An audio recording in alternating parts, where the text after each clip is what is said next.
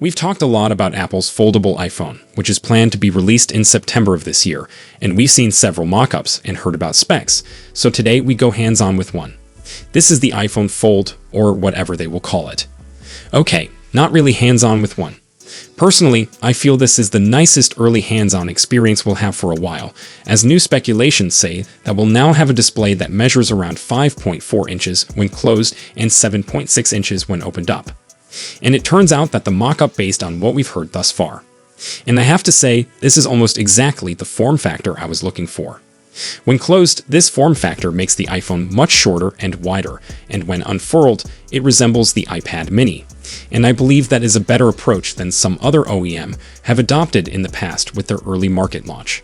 Samsung continues to choose a relatively tall and narrow outside screen in contrast to Google Pixel's Fold, which has a smaller 5.5-inch outside panel, at least in the early iterations. It was more like a conventional slab phone, but shrunk down, and when you unfold it, it gave you a tablet-like experience. Again, this was more of the early Google Pixel Fold, since the current version is still shorter and wider than Samsung's, but it's considerably bigger, so it's a larger outer display, followed by a larger interior display experience. But as you can see from the comparisons I've shown, it's much larger than the iPhone. Obviously, given this is a reported shape of the smartphone, take everything with a grain of salt, but if these reports are genuine, the iPhone Fold might resemble this quite closely. The rear has a very similar design to the new Pro models, with what appears to be a cutout here for the glass and wireless charging, and the rest is metal. Aluminum, in my opinion, yet there have been numerous conflicting allegations that imply the folding iPhone would have a titanium chassis with a titanium and stainless steel hinge. To withstand bending, the frame will be built of titanium alloy, a solution that has proven successful with Apple's new ultra-thin iPhone Air. However, analyst Jeff Pugh says Apple is adopting a combination of aluminum and titanium, while Ming-Chi Kuo believes Apple's chosen design choice is a combination of stainless steel and titanium. In any case, aside from the endurance of the glass, the hinge is the next most crucial component of any decent foldable, and hence sturdy and flexible materials will be vitally important. It will be interesting to see what materials Apple uses and how it engineers this hinge. That would be a horrible decision. The camera bar on the back goes all the way across the phone, as seen on current iPhone models, and there are two cameras here, which is consistent with rumors and leaks. It appears like Apple will stay with the wide and ultra-wide two-camera system, which is a bit of a letdown for me because, while I'm not an engineer, I believe we could fit a third camera. This has already been done by other phone companies. There have previously been 3 or 4 cameras on a foldable, and in my opinion, it would be an incomparably better choice, particularly for the phone's target demographics. I feel this is a pro phone for many people, and having the pro camera system would be amazing, but otherwise, those that value cameras more would most likely leap to the iPhone Pro models and disregard this one, but we'll have to wait and see which is true. Finally, we notice a side button on the right that we think would house a Touch ID fingerprint reader rather than Apple's Space ID technology in this first-generation folding iPhone. Now this button is fairly high up on the side here. Hopefully, it will slide down a little further, where I believe it would be more natural, and I don't particularly appreciate fingerprint sensor power buttons on other phones or even the iPad with Touch ID, but that's mostly due to position. It's on the top of the iPad, but it doesn't have much functionality with authentication. I feel Touch ID works well as a power button, but ideally Apple does a great job with its implementation. There's also a volume rocker on top, which works perfectly here. Unless you hold it in portrait mode, it's on the left side. However, that's mainly due to the overall design of the phone. When the gadget is unfurled, we might anticipate seeing an approximately 7.7-inch inner display with a 4.3 aspect ratio. A 4.3-inch internal display would allow Apple to more simply adapt existing multitasking capability from iPadOS to this foldable form. Here, the foldable form becomes the intended mode of operation, favoring a lightweight, ultra-portable iPad experience over a stretched-out smartphone.